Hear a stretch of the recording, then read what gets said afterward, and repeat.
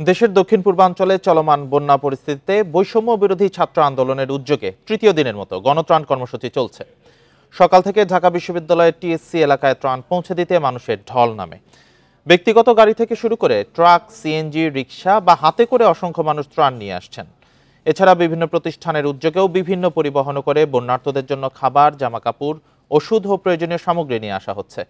বিপুল পরিমাণ ত্রাণ সংগ্রহে শতাধিক স্বেচ্ছাসেবী শিক্ষার্থীকে বিরামহীনভাবে কাজ করতে দেখা যায়।